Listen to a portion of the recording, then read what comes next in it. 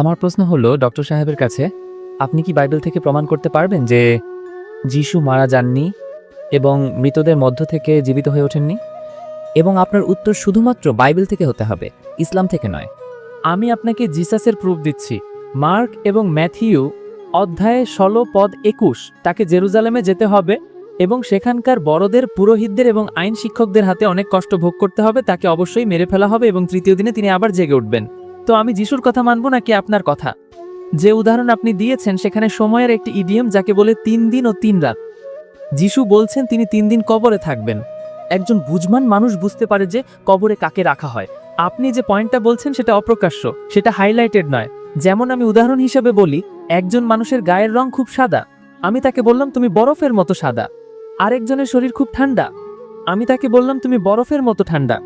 যেখানে আমি রঙের কথা বলছি সেখানে আমার অন্য পয়েন্টটি নেই, আর যেখানে আমি তাপমাত্রার কথা বলছি সেখানে অন্য পয়েন্টটি সাইলেন্ট।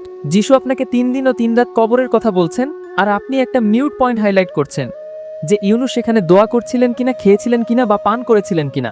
এই উদাহরণের মূল বিষয় সেটা নয়। আমি আপনাকে যিশুর কোড দিলাম। যিশু নিশ্চিত করেছেন যে তিনি মারা যাবেন এবং আবার জীবিত হবেন, তাই আপনি ভুল।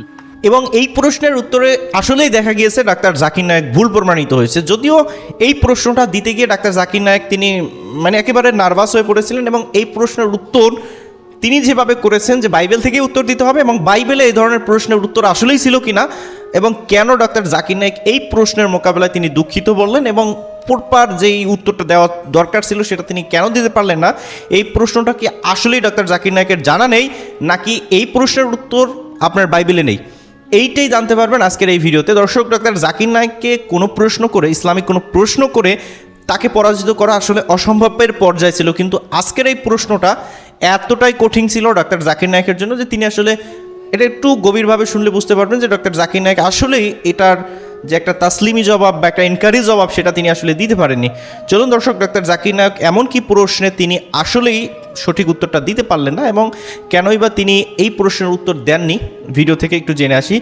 ডক্টর জাকির নায়েকের ভিডিও অসাধারণ হয়ে থাকে, তাই ভিডিওটি লাইক দিয়ে দিবেন, এবং এই ভিডিওটি অন্য সব ভিডিওর চেয়ে একটু ব্যতিক্রম, তাই ভিডিওটা শেষ অবধি পর্যন্ত দেখবেন। চলুন দর্শক, সেই নাস্তিকের প্রশ্ন এবং ডক্টর জাকির নায়েকের পূর্ণাঙ্গ উত্তরটি আমরা একটু দেখে আসি। আমার নাম স্যাম, আমি একজন ফ্রিল্যান্সার। আমার প্রশ্ন হলো ডক্টর সাহেবের কাছে, আপনি কি বাইবেল থেকে প্রমাণ করতে পারবেন যে যিশু মারা যাননি এবং মৃতদের মধ্য থেকে জীবিত হয়ে ওঠেননি? এবং আপনার উত্তর শুধুমাত্র বাইবেল থেকে হতে হবে, ইসলাম থেকে নয়। ভাই সাহেবের প্রশ্ন হলো যে আপনি কি বাইবেল থেকে প্রমাণ করতে পারবেন যে ঈসা আলাইহিসসালাম মারা যাননি? ঈসা আলাইহিসসালামকে মারা যাননি এবং তাকে উঠিয়ে নেওয়া হয়েছে, ঠিক? হ্যাঁ। আপনি কি চান আমি উত্তরটা ইংরেজিতে দেই নাকি উর্দুতে? আপনি যা চান। ঠিক আছে, আমি ইংরেজি পছন্দ করতাম, কিন্তু এখানকার জনগণ উর্দু ভালো বোঝে, তাই ইনশাআল্লাহ আমি উর্দুতে উত্তর দেব। ভাই সাহেবের প্রশ্ন হলো, আপনি কি বাইবেল থেকে, শুধুমাত্র বাইবেল থেকে, অন্য কোনো কিতাব থেকে নয়, প্রমাণ করতে পারবেন যে ঈসা আলাইহিসসালাম মারা যাননি? কারণ খ্রিস্টানরা বিশ্বাস করে যে ঈসা আলাইহিসসালাম মারা গেছেন। তাই আমার প্রতি ওনার চ্যালেঞ্জ হলো, আপনি কি বাইবেল থেকে প্রমাণ করতে পারবেন যে ঈসা আলাইহিসসালাম মারা যাননি? আমি প্রমাণ করব। প্রথমে আমি একটু কোরআনের উদাহরণ দিচ্ছি, আপনার জন্য নয়, আমার মুসলমান ভাইদের জন্য। আল্লাহ সুবহানাহু ওয়া তাআলা সূরা নিসায় 4 নম্বর সূরা 157 নম্বর আয়াতে বলছেন, তারা বলেছে ইহুদিরা, লাকাদ কাফারাল্লাযিনা ক্বালু ইন্নাল্লাহু ঈসা ইবনে মারইয়াম। তারা বলেছে ইহুদিরা, আমরা ঈসা আলাইহিস সালামকে হত্যা করেছি, যিনি মরিয়ম আলাইহিস সালামের পুত্র ছিলেন। আর কোরআনে লেখা আছে, ওয়া মা কাতালুহু ওয়া মা সালাবুহু, না তাকে হত্যা করা হয়েছে আর না শুলিতে চড়ানো হয়েছে। ওয়ালাকিন শুব্বিহা লাহুম। এটা শুধুই তাদের ভ্রান্তি বা সন্দেহ। যদি কেউ এই বিষয়ে মতভেদ করে তবে সে সম্পূর্ণ ভুল। তো কোরআনের পরিষ্কার আয়াত হলো, ওয়া মা কাতালুহু ওয়া মা সালাবুহু, যে ঈসা আলাইহিস সালামকে না হত্যা করা হয়েছে আর না তিনি শুলিত চড়ে মারা গেছেন। সালাবুহু একটা হলো ক্রুসিফিকশন আর ক্রুসিফিকশন, CRUCIFIXION, মানে ক্রুসিফিকশন, শুলিতে চড়া এবং মারা যাওয়া। আরেকটা হলো ক্রুসিফিকশন, CRUCIFICTION, ফিকশন। ফিকশন মানে হলো গল্প। এটা কোরআনে লেখা আছে। কোরআন সঠিক কিনা সেটা আপাতত একপাশে রাখি, কারণ আমাদের ভাই আমাকে প্রশ্ন করেছেন শুধুমাত্র বাইবেল থেকে প্রমাণ করতে। আপনি কি জানেন ইউনুস নবীর নিদর্শন সম্পর্কে? আমি জানি। মাশাআল্লাহ, উনি জানেন। সাইন আপ জোনায় লেখা আছে যে আল্লাহ ইউনূস আলাইহিস সালামকে বাইবেলে যাকে জোনা বলা হয় তাকে গিয়ে দাওয়াত দিতে বলেছিলেন, কিন্তু তিনি মনে করলেন ঝোপে দাওয়াত দিয়ে কোনো লাভ নেই, তাই তিনি জাহাজে করে অন্য জায়গায় রওনা দিলেন। কারণ তিনি ভেবেছিলেন তাদের দাওয়াত দিয়ে কোনো লাভ নেই, ওরা একদম মূর্খ লোক, ওরা বুঝবে না।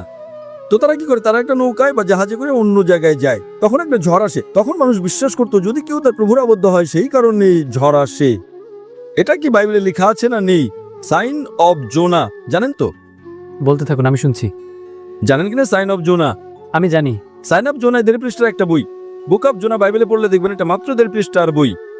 তো ইউনূস আলাইহিস সালাম, যাকে বুক অফ জোনা বলা হয় বাইবেলে, যখন ঝড় আসে তিনি আল্লাহর পয়গম্বর বললেন এটা আমার ভুল। সেই সময় সমাজের নিয়ম ছিল যে কেউ যখন তার প্রভুর আদেশের বিরুদ্ধে পালিয়ে যাবে তাকে দড়ি দিয়ে বেঁধে সমুদ্রে ফেলে দিতে হবে, যাতে সেই দরিয়ার যে ঝড়, দরিয়ার যে স্টর্মকে উর্দুতে কি বলে? তুফান। মাশাআল্লাহ, মাঝে মাঝে আমার কম্পিউটার উর্দু হয়ে যায়, ইংরেজি কম্পিউটার। তো তুফান আসে, তখন ইউনূস আলাইহিস সালাম আল্লাহর পয়গম্বর বলেন এটা আমার ভুল। তো যখন তিনি বলেন এটা আমার ভুল এবং তিনি স্বেচ্ছায় বলেন আমাকে ফেলে দাও, তাকে বাঁধার দরকার নেই, হাড্ডি ভাঙার দরকার নেই, তখন তারা ইউনূসকে জোনাকে ধরে পানিতে ফেলে দেয়। এটা সঠিক কিনা? এটা বাইবেলে লেখা আছে কি না? বুক অফ জোনা অধ্যায় 1 থেকে শুরু হয়। বাইবেলে কি এটা লেখা আছে কি না? লেখা আছে। একদম ঠিক। যখন তারা জোনা বা ইউনূস আলাইহিস সালামকে পানিতে ফেলে দেয়, ইউনূস আলাইহিস সালাম তখন জীবিত ছিলেন না মৃত ছিলেন? ইউনূস আলাইহিস সালাম জীবিত ছিলেন। একদম ঠিক। তিনি পানিতে গেলেন, ইউনূস আলাইহিস সালামকে একটা মাছ এসে গিলে ফেললো। যখন মাছটা গিলে ফেললো, তার আগে আমি একটা রেফারেন্স দিই। ঈসা আলাইহিস সালাম বলেন বাইবেলে, তোমরা আমার কাছে নিদর্শন চেয়েছো, আমি তোমাদের জোনার নিদর্শন ছাড়া আর কোনো নিদর্শন দেখাবো না। যখন ইহুদিরা এসে জিজ্ঞেস করে আপনার প্রমাণ কি যে আপনি আল্লাহ নবী, তখন তিনি বলেন আমি তোমাদের কোনো মুজিজা দেখাবো না শুধু জোনার নিদর্শন ছাড়া। আর যেভাবে জোনা ইউনূস আলাইহিস সালাম যেমন 3 দিন আর 3 রাত মাছের পেটে ছিলেন, ঠিক সেইভাবে মানবপুত্র মাটির পেটে 3 দিন আর 3 রাত থাকবেন। অর্থাৎ ঈসা আলাইহিস সালাম বলছেন, যখন তাকে বলা হয় আমাদের মুজিজা দেখান, তখন ঈসা আলাইহিস সালাম বলেন আমি তোমাদের কোনো মুজিজা দেখাবো না, শুধু সাইন অফ জোনা। আর যেভাবে জোনা ইউনূস আলাইহিস সালাম যেমন মাছের পেটে ছিলেন 3 দিন ও 3 রাত, ঠিক একইভাবে আমিও মাটির নিচে থাকবো 3 দিন ও 3 রাত। ঠিক এখন সাইন অফ জোনাতে যখন মাছ এসে গিলে ফেলে ইউনূস আলাইহিস সালামকে, তখন ইউনূস আলাইহিস সালাম, জোনা জীবিত ছিলেন না মারা গিয়েছিলেন? জোনা জীবিত ছিলেন। মাশাআল্লাহ। 3 দিন আর 3 রাত মাছ সমুদ্র ঘুরে 3 দিন আর 3 রাত পর্যন্ত জোনা জীবিত থাকতেন না মারা যেতেন? জীবিত। যদি মারা যেতেন তবে তো ওর মুজিজা না, তাই না? সাধারণ মানুষকে যদি সাগরে ফেলি তুফানের মধ্যে মারা যাবে, জোনা জীবিত ছিলেন তাই মুজিজা। মাছ গিলে ফেললে সাধারণ মানুষের তো মরে যাওয়া উচিত। ইউনূস আলাইহিস সালাম জীবিত আছেন 3 দিন পর 3 রাত পর মাছ সমুদ্রে ঘুরে, সাধারণ মানুষের মারা যাওয়া উচিত। জোনা ইউনূস আলাইহিস সালাম জীবিত ছিলেন, মুজিজার উপর মুজিজার উপর মুজিজা। 3 দিন পর 3 রাত পর মাছটি জোনাকে বমি করে দেয় সমুদ্রের তীরে একটা বিচে জোনাকে বমি করে দেয়। জোনা তখন জীবিত ছিলেন না মৃত ছিলেন? জীবিত ছিলেন। জীবিত ছিলেন। মুজিজার উপর মুজিজার উপর মুজিজা। এখন আমি আপনাকে জিজ্ঞেস করতে চাই, ঈসা আলাইহিস সালাম বলেছিলেন আমি তোমাদের কোনো নিদর্শন দেখাবো না, কোনো মুজিজা না, শুধু সাইন অফ জোনা। যেমন জোনা 3 দিন ও 3 রাত মাছের পেটে ছিলেন, তেমনি আমিও ঠিক 3 দিন ও 3 রাত থাকবো মাটির নিচে। আমি জিজ্ঞেস করতে চাই, আপনার বাইবেলে লেখা আছে যে ঈসা আলাইহিস সালামকে শুলে চড়ানো হয়েছিল, লেখা আছে কি নেই? জি লেখা আছে। এখন শুলি থেকে নামানোর পর তাকে রাখা হলো সেপালকারে। সেপালকার মানে হলো এক কবর। পুরনো দিনে কবরগুলো বড় ঘরের মতো হতো, আজকালকার মুসলমানের কবরের মতো না। বড় ঘর বড় কবর হয়, মানুষ আরামে থাকতে পারে। সেপালকারের ভেতরে ঈসা আলাইহিস সালাম ছিলেন, বাইবেলে লেখা আছে কি নেই? জি লেখা আছে, কিন্তু স্যার আপনার উত্তরটা 100% ভুল। আমি তো এখন উত্তরই দিইনি। আপনি এটাই উত্তর দিলেন কি উত্তর দিয়েছি? যে জোনা যেমন মাছের পেটে 3 দিন জীবিত ছিলেন, তা আপনার মানে হলো যিশু জীবিত ছিলেন, তিনি মারা যাননি। আমার মানে না, ঈসা আলাইহিস সালাম বলেছেন বাইবেল, আমি কোথায় বলছি? স্যার আমি আপনাকে সংশোধন করে দিই। আচ্ছা সংশোধন করুন, আমি এখনো শেষই করিনি, তাই না? আমি শেষ করলাম কোথায়? আপনি তো উত্তরই দিলেন না। আমি আপনাকে জিজ্ঞেস করতে চাই, যখন ঈসা আলাইহিস সালাম কবরে ছিলেন, জীবিত ছিলেন না মৃত ছিলেন? তিনি মৃত ছিলেন। আরে তিনি কি ইউনূস আলাইহিস সালাম বা জোনার মতো ছিলেন না? আপনি এইমাত্র কিছুক্ষণ আগে বললেন যে জোনা জীবিত ছিলেন, এখন আপনি বলছেন মুসা আলাইহিস সালাম মৃত ছিলেন। আমি আপনাকে সংশোধন করে দিই। দুঃখিত ঈসা আলাইহিস সালাম। আরে ভাই আমাকে বলতে তো দিন, আমি তো কথাই বলছি না, আপনি বলছেন সংশোধন করতে দিন। আমি জানি আপনি আমার ক্যাসেট শুনেছেন, আপনি প্রস্তুতি নিয়ে এসেছেন, আমি আপনাকে সুযোগ দেব। আগে আমাকে আমার কথা শেষ করতে দিন। কথা শেষ হয় নাই, সংশোধন করবেন। ভুল করলামটা কোথায়? উত্তর তো আপনি দেবেন, আমি কেন? আপনি বলেছেন জোনা জীবিত ছিলেন, বলেছেন কি না? জি বলেছিলাম, জোনা জীবিত ছিলেন। আপনি বলেছেন যীশু খ্রিস্ট মারা গেছেন, আমি বললাম না, আপনি বলেছেন। আমি বলেছিলাম ওটা উদাহরণ থেকে পয়েন্ট। তাহলে আমার ভুল কোথায়? উত্তর আপনি দিচ্ছেন, ভুল আমি করছি? এই ভবিষ্যৎবাণী বোঝার ক্ষেত্রে আপনার ভুল। আরে ভাই, উত্তরটা আপনি দিচ্ছেন নাকি আমি দিচ্ছি? আপনি চেষ্টা করতে পারেন। চেষ্টার কথা নয়, উত্তরটা আপনি দিচ্ছেন নাকি আমি দিচ্ছি? আপনি উত্তর দিন, কিন্তু আমি আপনাকে বলছি যে পয়েন্টটা আপনি তুলছেন সেটা গল্পের একটা নীরব পয়েন্ট। উত্তর আপনি দিচ্ছেন নাকি আমি দিচ্ছি? আপনি উত্তর দিন। না, আমি আপনার কাছে উত্তর চাইছি। তো যখন উত্তর আপনি দিচ্ছেন তখন আপনি আমাকে বলছেন আমি ভুল। অবাক ব্যাপার। আমি প্রশ্ন করছি, আপনি উত্তর দিচ্ছেন এবং বলছেন আমি ভুল। আমি যদি আপনার উত্তরের সাথে দ্বিমত পোষণ করি, তারপর আপনি বলতে পারেন। দ্বিমত করার আগেই বলছেন আপনি ভুল। You R jumping the gun. ইংরেজিতে জানেন জাম্পিং দ্য গান মানে কি? আপনিও একই কাজ করছেন। দুঃখিত, আপনিও একই কাজ করছেন। আপনিও একই কাজ করছেন। আপনি ভবিষ্যৎবাণীর যে পয়েন্টটা তুলে ধরছেন সেটা আসল পয়েন্ট নয়। আসল পয়েন্ট হলো 3 দিন ও 3 রাত ইডিয়াম, যা ওল্ড টেস্টামেন্টে বুক অফ এজরা এবং সাইন অফ জোনাতে ব্যবহৃত হয়েছে, এবং এটাই যিশুর ক্ষেত্রেও প্রযোজ্য। আমি তো ভবিষ্যৎবাণীর ওই অংশে আসিনি। আমি 3 দিন ও 3 রাত নিয়ে কথা বলছি না।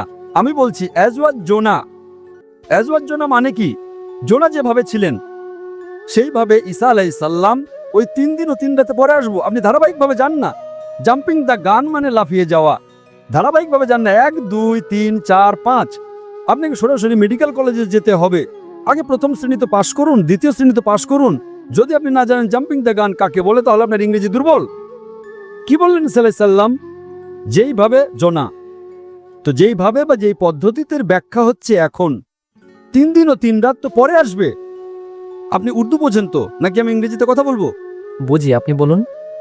বোঝেন তো? তাহলে লাফাচ্ছেন কেন ভাই? এক একটা ভবিষ্যৎবাণী ধারাবাহিকভাবে নিন না। ঈসা আলাইহিস সালাম বললেন, আমি তোমাদের অন্য কোনো নিদর্শনী দেখাবো না, শুধু সাইন অফ জোনা। এই পর্যন্ত বুঝেছেন? এই পর্যন্ত বুঝেছেন কি না? জি বুঝেছি। তারপর এবং যেইভাবে মানে কি? যেমন জোনা মাছের পেটে, পরের কথা পরে বলবো, ঠিক সেইভাবে আমি 3 দিন 3 রাত তো সামনে আসবে। আগে প্রথম শ্রেণীতে পাশ করুন।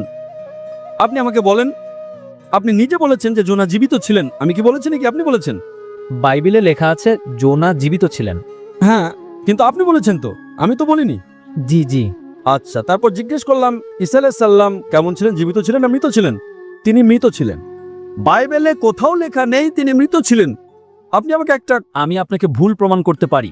বাইবেলের মধ্যে একটা লাল অক্ষর, ওটা পল বলে, অন্য লোকেরা বলে, প্রমাণ নেই। আমি আপনাকে ভুল প্রমাণ করতে পারি। আচ্ছা শুনুন, যদি ধরেনি আপনি সঠিক, যদি বাইবেলে লেখা থাকে যে ঈসা আলাইহিস সালাম মারা গেছেন, তার মানে ঈসা আলাইহিস সালাম নাউজুবিল্লাহ মিথ্যাবাদী, নাউজুবিল্লাহ মাজাল্লাহ। এটা ভবিষ্যৎবাণী নিয়ে আপনার ভুল বোঝাবুঝি। না তো যিশু ভুল আর না তো উদাহরণ ভুল। তিনি বলেছেন যে জোনা যেমন 3 দিন মাছের পেটে ছিলেন, তিনিও কবরে থাকবেন। আর একজন জ্ঞানী এবং বুদ্ধিমান মানুষ বুঝতে পারে যে কবরের ভেতর কাকে রাখা হয়। কবরে মৃত ব্যক্তিকে রাখা হয়, ঠিক। তাহলে কি জোনা মৃত ছিলেন? না। এটা আপনার মন্তব্য। শুনেন, এটা সাধারণ মানুষের জন্য, সাধারণ মানুষকে মুর্দা বলা হয়, কিন্তু জোনা আল্লাহর রাসূল ছিলেন। তিনি জীবিত বেঁচে গেলেন বলেই সেটা মজেজা হলো, তাই না? একইভাবে ঈসা আলাইহিস সালাম আল্লাহর রাসূল ছিলেন। যদি কোনো সাধারণ মৃত ব্যক্তিকে কবরে রাখা হয় আর ঈসা আলাইহিস সালামকে রাখা হয়, অলৌকিকতা থাকলো কি? স্যার, অলৌকিকতা এখানে মূল বিষয় নয়। শুনেন আমার কথা। আল্লাহর নবী সাল্লাল্লাহু আলাইহি সাল্লাম বলছেন, আমি তোমাদের অন্য কোনো নিদর্শনই দেখাবো না। যদি সাল্লাল্লাহু আলাইহি সাল্লাম মারা গিয়ে থাকেন, তাহলে নিদর্শনটা কিসের ভাই? অলৌকিকতা তো রইল না। আমি আপনাকে জিসাসের প্রুফ দিচ্ছি। মার্ক এবং ম্যাথিউ অধ্যায়ে 16 পদ 21 তাকে জেরুজালেমে যেতে হবে এবং সেখানকার বড়দের, পুরোহিতদের এবং আইন শিক্ষকদের হাতে অনেক কষ্ট ভোগ করতে হবে। তাকে অবশ্যই মেরে ফেলা হবে এবং তৃতীয় দিনে তিনি আবার জেগে উঠবেন। তো আমি যিশুর কথা মানব নাকি আপনার কথা? যে উদাহরণ আপনি দিয়েছেন সেখানে সময়ের একটি ইডিয়াম, যাকে বলে 3 দিন ও 3 রাত। যিশু বলছেন তিনি 3 দিন কবরে থাকবেন। একজন বুঝমান মানুষ বুঝতে পারে যে কবরে কাকে রাখা হয়। আপনি যে পয়েন্টটা বলছেন সেটা অপ্রকাশ্য, সেটা হাইলাইটেড নয়। যেমন আমি উদাহরণ হিসেবে বলি, একজন মানুষের গায়ের রং খুব সাদা, আমি তাকে বললাম তুমি বরফের মতো সাদা। আরেকজনের শরীর খুব ঠান্ডা, আমি তাকে বললাম তুমি বরফের মতো ঠান্ডা। যেখানে আমি রঙের কথা বলছি সেখানে আমার অন্য পয়েন্টটি নেই, আর যেখানে আমি তাপমাত্রার কথা বলছি সেখানে অন্য পয়েন্টটি সাইলেন্ট। যিশু আপনাকে 3 দিন ও 3 রাত কবরের কথা বলছেন, আর আপনি একটা মিউট পয়েন্ট হাইলাইট করছেন যে ইউনুস সেখানে দোয়া করছিলেন কিনা, খেয়েছিলেন কিনা বা পান করেছিলেন কিনা। এই উদাহরণের মূল বিষয় সেটা নয়। আমি আপনাকে যিশুর কোড দিলাম। যিশু নিশ্চিত করেছেন যে তিনি মারা যাবেন এবং আবার জীবিত হবেন, তাই আপনি ভুল। যখন সব মানুষ মারা যাবে, যখন ঈসা আলাইহিস সালাম দ্বিতীয়বার পৃথিবীতে আসবেন, তিনি অবশ্যই মারা যাবেন। আমি কখন বললাম যে মারা যাবেন না? আপনি তো পড়তেই জানেন না বাইবেল। ঈসা আলাইহিস সালাম বলেছেন, ইউনুসের নিদর্শনের প্রসঙ্গে বলেছিলেন, আমি তোমাদের কোনো নিদর্শন দেখাবো না, শুধু ইউনুসের নিদর্শন ছাড়া। যেভাবে ইউনুস ছিলেন, জনা মাছের পেটে ছিলেন, আপনি যে রেফারেন্স দিলেন সেখানে কি লেখা ছিল যে এটা ইউনুসের নিদর্শন? না। যদি ঈসা আলাইহিস সালাম মারাই যেতেন তাহলে অলৌকিকতা রইল না, তিনি নবী নন। যদি লেখা থাকে যে ঈসা আলাইহিস সালাম মারা যাবেন, আমি কখন বললাম যে মারা যাবেন না? প্রত্যেক ব্যক্তি মারা যাবে। কুল্লু নাফসিন যায়কাতুল মউত। কোরআনের আয়াত, সূরা আলে ইমরান সূরা নম্বর 3 আয়াত নম্বর 85। আপনি তো, আমি কখনো বলেছি ঈসা আলাইহিস সালাম মারা যাবেন না? ঈসা আলাইহিস সালাম আবার আসবেন, আসার পর অবশ্যই মারা যাবেন। আরে বাইবেলে পরিষ্কারভাবে লেখা আছে যে ওহে খ্রিস্টানরা বোঝো, ঈসা আলাইহিস সালাম মারা যাননি। কোরআনে সূরা নিসাতে সূরা নাম্বার 4 আয়াত নাম্বার 157 158 ওয়ামা কাতালুহু ওয়ামা সালাবুহু। 157, না তাকে হত্যা করা হয়েছে আর না তাকে ছুরিতে চড়ানো হয়েছে, ওয়ালাকিন শুববিয়া লাহু। যদি কেউ এই বিষয়ে দ্বিমত পোষণ করে সে ভুল। আর আল্লাহ আয়াত নম্বর 158 সূরা নিসা অধ্যায় 4-এ বলেছেন আল্লাহ তাকে নিজের দিকে উঠিয়ে নিয়েছেন।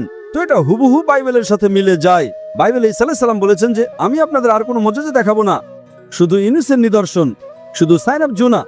যেভাবে জোনা, আমাদের খ্রিস্টান ভাই কি বললেন? জীবিত জীবিত জীবিত। আমি তো বলিনি। তো যদি ইউনুস আলাইহিস সালাম জীবিত থাকেন, আর যদি ঈসা আলাইহিস সালাম সত্য নবী হয়ে থাকেন, তবে ওনাকেও জীবিত থাকতে হবে। এ বলছে মারা গেছেন, অর্থাৎ ও বলতে চাইছে যে ঈসা আলাইহিস সালাম মিথ্যাবাদী। আচ্ছা, যদি তিনি সত্যবাদী হন তাহলে মুজিজা কোথায় গেল? পরিষ্কারভাবে এটা স্পষ্ট যে ঈসা আলাইহিস সালাম মারা যাননি, তিনি জীবিত ছিলেন। আর সাইন অফ জোনার ক্ষেত্রে আমরা যদি বলি তিনি মৃত ছিলেন, তার মানে ঈসা আলাইহিস সালাম মিথ্যা বলেছেন। যেমন এ বলছে 1 সেকেন্ড মানে 1 ঘন্টা, পাঞ্জাবি হয়তো হয়, আমি ভাই পাঞ্জাবি নই, তাই না? আর এই কিতাব কোরআন সারা বিশ্বের জন্য, শুধু পাঞ্জাবিদের জন্য নয়, বা শুধু ভারতীয়দের জন্য নয়, শুধু পাকিস্তানিদের জন্য নয়, শুধু আমেরিকার জন্য নয়, সমগ্র বিশ্ববাসীর জন্য। তো যদি আপনি বাইবেলকে সঠিক দৃষ্টিতে পড়েন, তদন্ত করে দেখেন, তবে দেখবেন বাইবেলে লেখা আছে যে ঈসা আলাইহিস সালাম আল্লাহর নবী ছিলেন, খোদা ছিলেন না, খোদার পুত্র ছিলেন না। এগুলো কারা বলে? চার্চ বলে। চার্চ বলে, আর এরা বাইবেল পড়ে না। চার্চের কথা মিলে নেয়।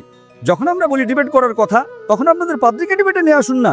দুনিয়াতে কত পাদ্রী আছে, কত পৃষ্ঠ আছে, কত বক্তা আছে, কত বিতার্কিক আছে, যারা লাখ লাখ মানুষের জনসমাবেশ জড়ো করতে পারে। যদি সাহস থাকে তো ডিবেট করুন না। যারা খ্যাতি পেতে চায়, বিখ্যাত হতে চায়, তারা বলে আমি ডাক্তার নাইকের সাথে ডিবেট করব। আমি কি পাগল যে আপনার সাথে ডিবেট করব? যেমন মোহাম্মদ আলী ক্লে, একটা বাচ্চা যদি বলে আমি ফাইট করব, আর মোহাম্মদ আলী যদি একটা মারে, ও তো মরেই যাবে, তখন লোকে বলবে আহারে বেচারা মেরে ফেললো, বাচ্চাটাকে মেরে ফেললো। ঠিক কি না? বলবে কি না যে বাচ্চাকে মারলো? আমি ওই অপবাদ চাই না।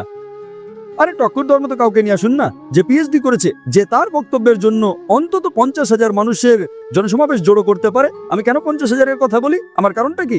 এই যত সব অন্য ধর্মের ঠিকাদাররা আছে, ধর্মের ঠিকাদাররা আছে, ওরা এটাকে পেশা বানিয়ে ফেলেছে, ধর্মের নামে বক্তব্য দেওয়া আর টাকা কমানো। আর এমন খ্রিস্টান মিশনারি আছে যাদের বাজেট $100 মিলিয়ন, $400 মিলিয়ন, এমনকি $500 মিলিয়ন আছে, প্রচুর আছে। বেনিয়েন মরে সিরেলো বাকাইয়ে।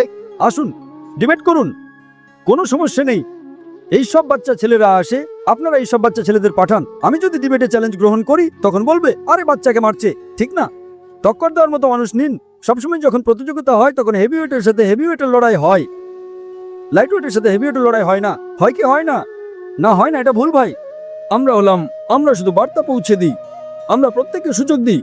আপনাদের খ্রিস্টান মিশনারিদের বক্তব্যে বা হিন্দুদের যে বড় বড় প্রিস্ট আছে, পুরোহিত আছে, তারা কেমন সুযোগ দেয় যে ভাই আমাকে প্রশ্ন করো, অন্য ধর্মের যে কেউ আছে জিজ্ঞেস করো। ওরা তো জিজ্ঞেস করতে দেয় না, নিজেরা বক্তব্য দিয়ে চলে যায়। আমরা তো ভাই ওপেন, খোলা অধিবেশন, কারণ আমরা জানি আমাদের দিন সত্য, আমাদের কিতাব কোরআন সত্য।